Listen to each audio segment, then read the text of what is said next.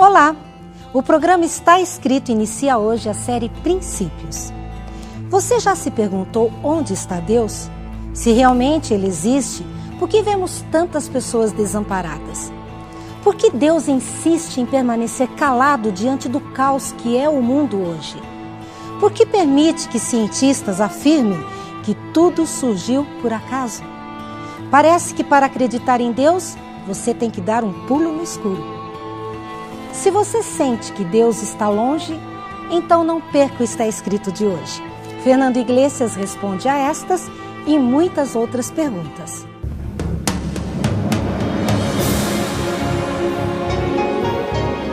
Ele permaneceu através dos tempos.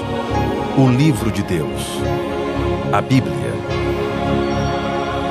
Indispensável em nosso mundo complexo. Está Escrito, transmitindo esperança ao redor do mundo. Apresentado por Fernando Iglesias. Ivan havia sonhado muito tempo com poder estudar em Moscou, e o sonho se realizou. Com 20 dias que ele estava morando no 5º andar do prédio da Universidade da Amizade entre os Povos, de repente um terrível incêndio tomou conta de todo o edifício em que ele morava. Em pouco tempo, todo o prédio estava em chamas e ele estava encurralado. O fogo chegou rapidamente e o estudante de 18 anos percebeu que iria ser realmente consumido. E agora? Todos os seus sonhos iriam morrer?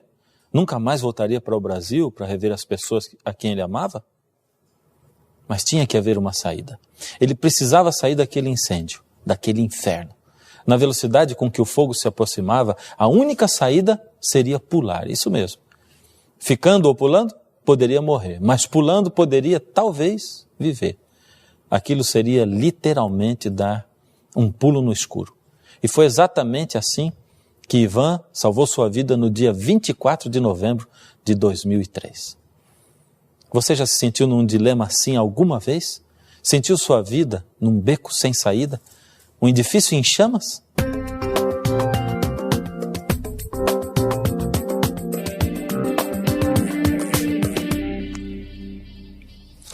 Outro dia um amigo me mostrou esse artigo do jornal Estado de São Paulo. Foi um artigo escrito por Nando Reis, ex-componente do grupo de rock Titãs. Infelizmente não acredito em Deus. Digo infelizmente, pois essa impossibilidade muitas vezes faz da minha vida um trajeto silencioso e solitário. Gostaria de dividir com alguém as penúrias e as agruras dessa vida tão complicada. Quantas vezes não quis eu olhar para o alto e me sentir amparado pela mão do Senhor, quando me vi impotente diante de tantos perigos. Quanto temi pela vida de meus filhos, vindos e criados para desfrutarem a graça deste mundo, mas que, como todos nós, são vulneráveis à violência que nos acua e nos ameaça. Me sinto só, sem poder pedir proteção para os meus entes amados. Esse artigo me impressionou demais. Será que Nando Reis é o único a sentir isso? Será que ele é o único ser humano na face da terra que se sente desamparado por um Deus em quem ele nem mesmo consegue acreditar? Ou será que Nando Reis é apenas um representante de uma multidão de gente que olha para a vida e não consegue encontrar Deus? Onde está Deus? Alguém precisa dele, afinal, será que ele existe mesmo? E se existe, por que deixa com que tantas pessoas se sintam assim desamparadas e outras nem acreditem na sua existência? Por que deixa com que cientistas afirmem que tudo surgiu por acaso?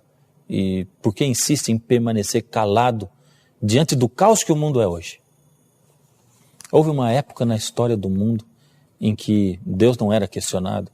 E por mais contraditório que pareça, aquela não foi uma época melhor para se viver. É que era proibido questionar a existência de Deus.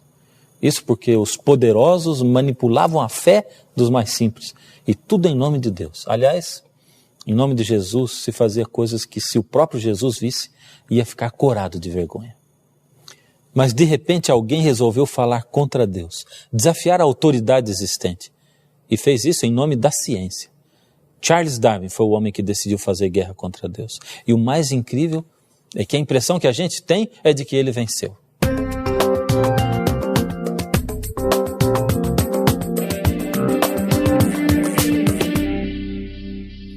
Deve ter sido muito difícil ser cristão no século XIX, em 1860, quando Darwin surgiu com a teoria da seleção natural. E aí? Como ficaram a religião e a Bíblia nessa época? Esse Deus criador em quem se acreditou por milênios parecia não passar de fábula. E o pior é que a guerra intelectual contra Deus só estava começando. Veio agora o século XX, surgiram os poderosos pensadores, os intelectuais como Marx, Sartre e todos os outros. Eles apresentaram tantos questionamentos inteligentes contra a existência de Deus, que o mundo intelectual chegou a ter certeza de que Deus estava morrendo. Os pensadores declararam: o homem não precisa de Deus. Nessa época, ter fé em Deus passou a ser coisa de gente ignorante. De um lado, gente muito inteligente da época gritava para o mundo que o homem não sente nenhuma necessidade de Deus. De outro lado, religiosos fanáticos e ignorantes afirmavam: as coisas de Deus só se aceitam pela fé. Ora, mas será que se existisse mesmo um Deus assim, tão inteligente, sábio, capaz de criar o universo, ele exigiria que seus filhos aceitassem tudo sem nenhuma explicação, apenas pela fé? Será que para buscar a Deus é preciso dar um pulo no escuro? Alguma coisa muito importante estava sendo esquecida, fundamental. Era o fato de que se Deus existisse mesmo e fosse poderoso, então ele não precisaria de quem o defendesse. O tempo iria mostrar se o homem necessita ou não de Deus. O mundo da filosofia estava em guerra. De um lado, a sabedoria humana dizia: o homem não precisa de Deus. Os relacionamentos, as realizações profissionais, pessoais e a busca do conhecimento podem completá-lo. Do outro lado, a sabedoria de Deus dizia: o homem necessita de Deus. Ele foi criado para se relacionar com o seu Criador, e se estiver separado dele, terá sempre um vazio interior, uma busca interminável de Deus. Do século XX chegamos hoje ao XXI. E que verdade terá o tempo descoberto hoje?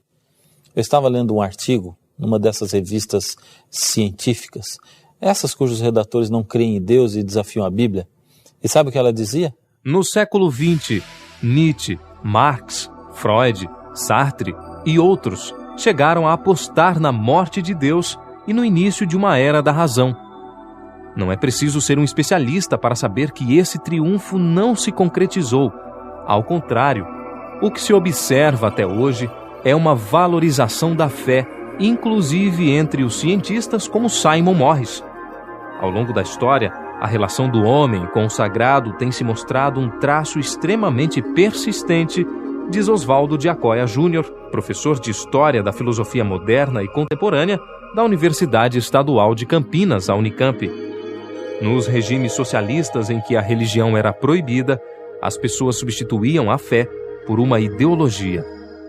Um século se passou, a ciência cresceu, o conhecimento se multiplicou e o homem continua sentindo necessidade de Deus.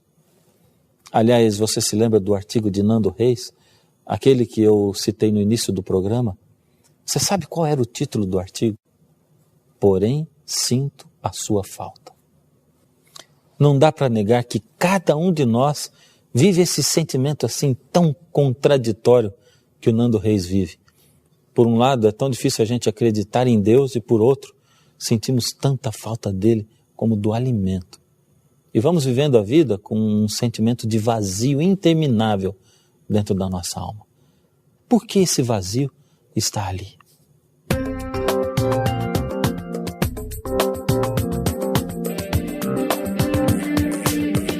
Ainda outro dia, no meio dos meus estudos, enquanto eu lia um livro, descobri uma citação muito importante. Alguns estudos científicos recentes, feitos por neurocientistas são os que estudam o funcionamento do cérebro humano. Esses estudos mostram que no cérebro humano existe uma pequena estrutura em forma de amêndoa, chamada amígdala, onde se localiza a experiência religiosa. É por isso que o neurocientista Dr.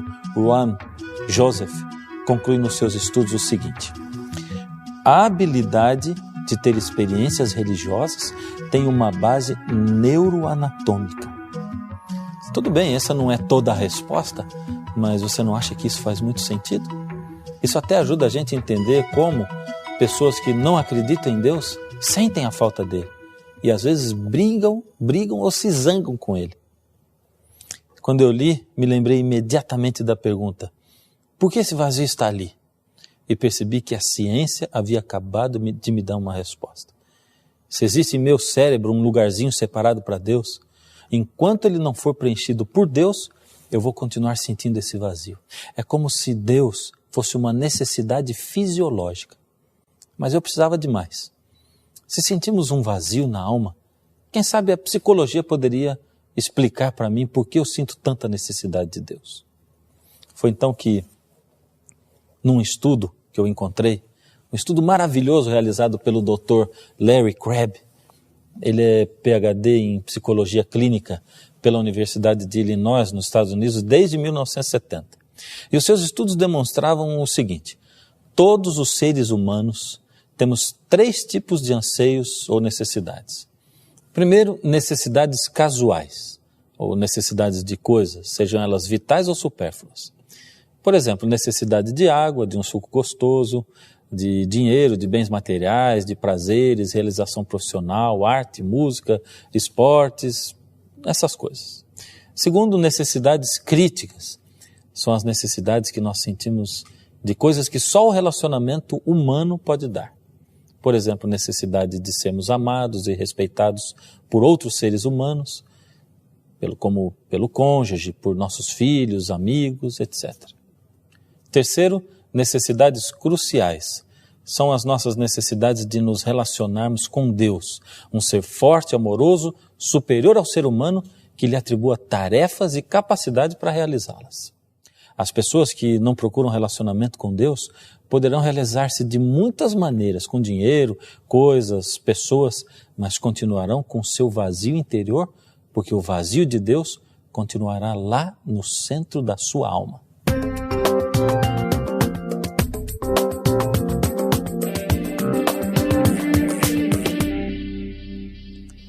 Quero contar para você uma história real, mas vou usar nomes fictícios. Betânia era uma jovem adolescente muito bonita. Sonhava em ser rica, pensava que o dinheiro compraria toda a felicidade com que sonhava. Cresceu e saiu feito louca em sua busca desenfreada pelo que ela achava que era felicidade. Casou-se muitas vezes. Procurou nos casamentos saciar suas necessidades de coisas, de pessoas, de tudo. Mas como sempre faltava alguma coisa, vinha então uma nova tentativa. Pulava de relacionamento em relacionamento, mas nada preenchia a sua vida vazia. Foi exatamente a essa altura que aconteceu algo que marcou a vida dela para sempre. Você gostaria de saber o que aconteceu? Em primeiro lugar, seria bom nós nos situarmos quanto ao tempo e lugar. Betânia viveu por volta do ano 28 da nossa era, nos dias de Jesus. Como eu disse, o nome é fictício, porque na Bíblia ela é chamada apenas de a mulher samaritana. Na sua época, as mulheres não se divorciavam como hoje. Por isso, após ter se casado 5 vezes e agora estar morando com o 6º homem de sua vida, ela começou a ser duramente discriminada. Tinha fama de prostituta. Ficou tão mal afamada que não era aceita pelas outras mulheres, nem mesmo para as atividades do dia a dia, como lavar roupas, buscar água no poço. Era um daqueles dias muito quentes. Como sempre, Betânia esperou que as mulheres voltassem do poço, evitando encontrar-se com elas, e foi no horário mais quente do dia. Enquanto andava, ia pensando na vida. Fazia uma retrospectiva de tudo e, vez por outra, suspirava. Será que existia uma solução para a sua vida? Se sim, quando encontraria? Ao chegar ao poço, vê de longe um judeu sentado à beira do poço. Um judeu por ali? Como? Isso era loucura. Afinal, os judeus detestavam os samaritanos e vice-versa. Era preconceito à flor da pele. Pensou em não ir, mas raciocinou. Preciso de água. Um judeu nunca vai rebaixar-se e falar comigo. Sou mulher e samaritana. O que ela não sabia é que Jesus havia ido ali especialmente para se encontrar com ela. Talvez você não tenha se dado conta ainda, mas de alguma forma Jesus está sempre marcando encontros com você. Ele tenta fazer você acordar de diversas maneiras. Às vezes no meio de uma viagem, num lugar distante, enquanto você está pensando e suspirando pelas ruas. Outras vezes, através da pergunta de uma simples criança, de algo que você leu na Bíblia. Justo você que nunca abre a Bíblia, mas abriu naquele dia, porque Deus precisava falar com você de alguma maneira. Então o inesperado aconteceu. Jesus falou com ela. Essa foi só a primeira de uma série de surpresas. Era tudo muito improvável de acontecer. Primeiro, um judeu num poço samaritano. Segundo, ele humilha-se a ponto de falar com ela. Terceiro, humilha-se ainda mais e pede a ela um pouco d'água. Quarto, de repente, o judeu que nem tinha balde ofereceu a ela água. Veja como ele diz. Está em João, no capítulo 4, no verso 10. Se você soubesse quem é o que te pede, dá-me água, tu lhe pedirias e ele lhe daria água viva. Aquele homem tinha alguma coisa especial. Ele devia ser, no mínimo, um profeta. O jeito dele falar, os seus modos. De repente o Senhor diz, lá no verso 13, quem beber dessa água voltará a ter sede. Aquele, porém, que beber da água que eu lhe der, nunca mais terá sede. Porque nele se fará uma fonte a jorrar para a vida eterna. Quando Jesus percebeu o que estava acontecendo com ela, foi no fundo da alma e revelou-se, pedindo que ela desse um pulo no escuro. João 4, 25 e 26 diz o seguinte: eu sei, respondeu a mulher, que há de vir o Messias, chamado Cristo. Quando ele vier, nos anunciará todas as coisas. Disse-lhe Jesus, eu sou o que falo contigo.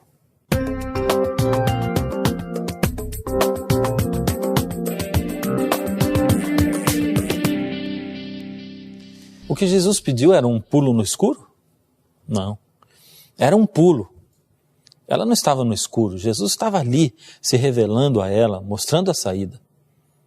Sabe de uma coisa? O mundo é um edifício incendiado de filosofias humanas. Até certo momento ainda parece que o mais seguro é a gente ficar no prédio esperando o incêndio ser apagado.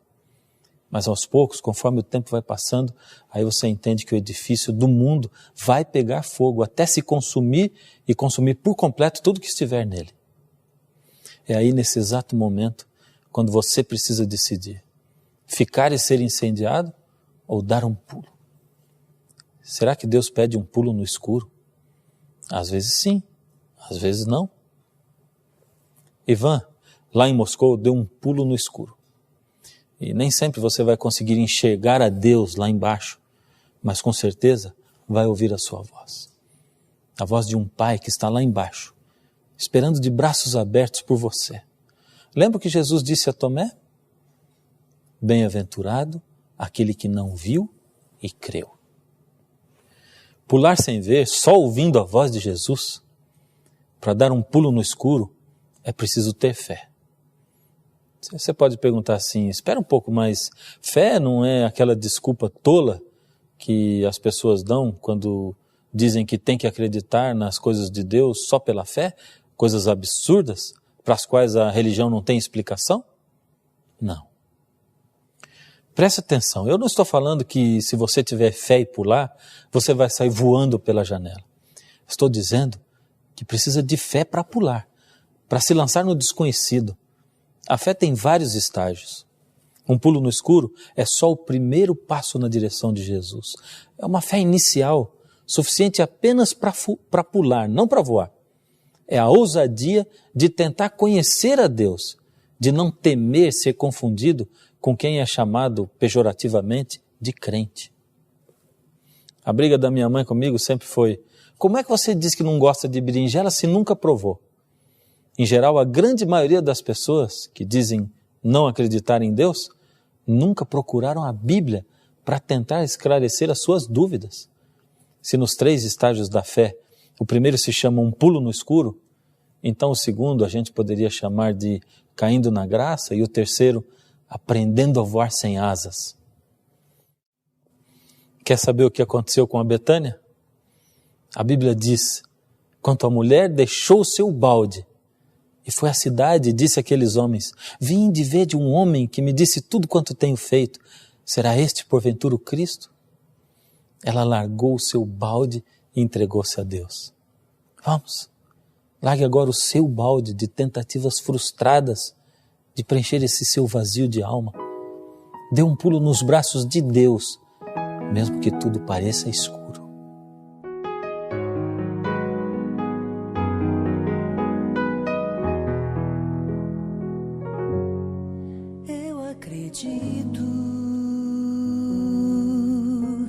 Na criação do mundo inteiro, eu acredito que um milagre é verdadeiro,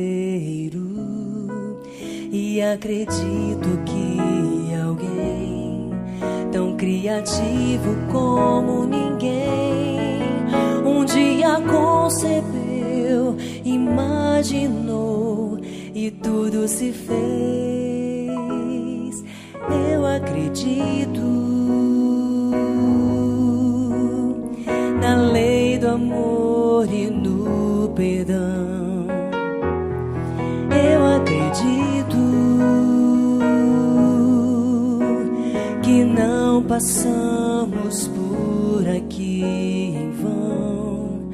Creio que acima existe um céu coberto ainda por um véu, que um dia irá surgir e aparecer e vai ser meu.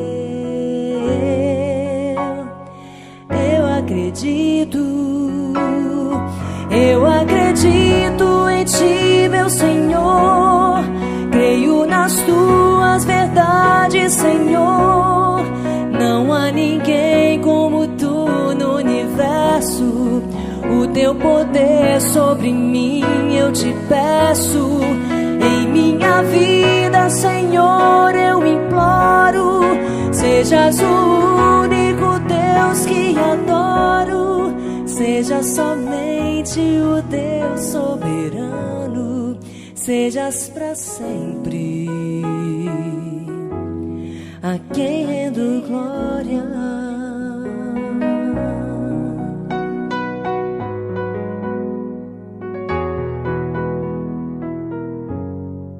Eu acredito que há poder na tua palavra. Eu acredito. Viver sem Deus é apostar em nada. Eu acredito que a fé é necessária para revelar que é possível ver e enxergar o invisível.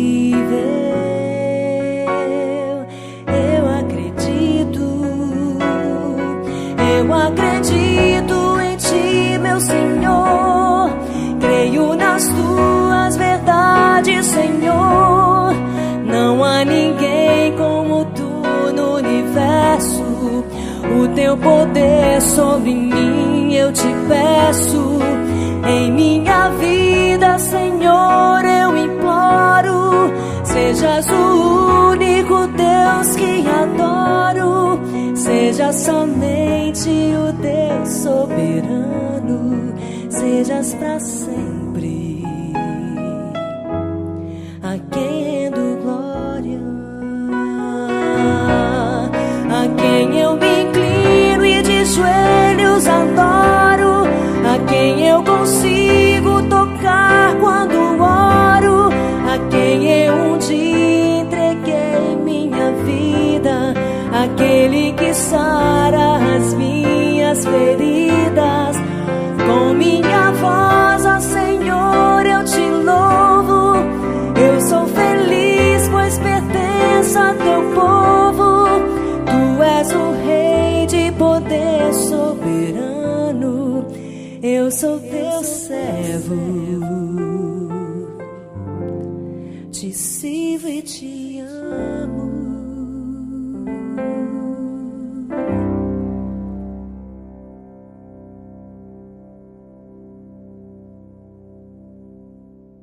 Deus já caminhou muito tempo atrás de você. Só você e Deus sabem disso. Você sabe que caminhou por lugares distantes, difíceis e até hostis ao Senhor. Mas você também sabe que mesmo ali, Deus não saiu do seu lado, um só instante. Porque nos momentos de maior rebeldia, você ainda ouvia aquela voz lá no fundo. Era a voz do Senhor chamando pacientemente como um pai amoroso. Ele esperou os seus momentos de descrença. Esperou quando você se achava mais sábio do que Deus. E esperou até quando você o substituiu por coisas e por outras pessoas. Agora não. Agora é o momento de você tomar uma atitude, uma decisão. Não deixe que o fogo da dúvida consuma de uma vez com a sua fé. Não deixe o Senhor ficar esperando por você mais uma vez. Aí mesmo onde você está, esse é o momento. Diga ao Senhor: Senhor, a minha fé é pequena, mas eu creio. Eu quero crer. Me dá mais fé. Eu me lanço em teus braços. Vamos agora conversar com Ele. Ele quer ouvir você. Senhor, por favor, ouça essa voz que agora, lá no íntimo do seu ser, diz: Senhor, eu sinto um vazio, não sei de onde ele vem. Tentei já preencher de tantas maneiras, mas ele ainda está ali. Agora eu ouço a sua palavra, Senhor, enquanto eu ouço, alguma coisa fala ao meu coração. É por acaso a sua voz, Senhor? Se for, me responde, Senhor. E eu quero responder ao Senhor. Ó Senhor, aceita essa vida, esse coração. E enquanto eles dão um pulo no escuro, enquanto eles saltam para os seus braços, ó Senhor, toma essas vidas e essas mãos e ajuda-os a olhar para o Senhor e vê-lo, ver os seus olhos com os olhos da fé. Permanece com eles a cada dia, com cada um de nós. Em nome de Jesus, amém. Como você viu no programa de hoje, a Bíblia é a revelação da palavra de Deus. Nela está a história de um Deus pessoal que quer falar com você, que está sempre perto de você. Mas você deve estar pensando aí: como vou ler a Bíblia se ela é tão complicada? Eu leio e não entendo nada. Por isso criamos a revista Princípios, um guia de 23 lições cheios de ilustrações e exemplos práticos que vão lhe ajudar a estudar a Bíblia de uma maneira simples e objetiva. Ao final de cada assunto existe um espaço interativo onde você pode tirar suas dúvidas. A revista Princípios é um presente do Está Escrito para você, totalmente grátis. Você pode agora mesmo fazer contato conosco através do telefone, e-mail ou caixa postal e solicitar a sua revista Princípios. E você ainda pode contar com o plantão de dúvidas do programa Está Escrito, uma equipe preparada só para atender você. Faça contato conosco. Você gostaria de acreditar mais? Gostaria de ter mais fé? Eu vou estar esperando por você aqui. E até lá não se esqueça. Está escrito: nem só de pão viverá o homem, mas de toda palavra que sai da boca de Deus. A quem eu me inclino e de joelhos adoro, a quem eu consigo tocar quando oro, a quem eu um dia entreguei minha vida, aquele que sara as minhas feridas. Com minha voz, ó Senhor, eu te louvo, eu sou feliz, pois pertenço a teu povo. Tu és o Rei de poder soberano, eu sou teu servo, te sirvo e te amo.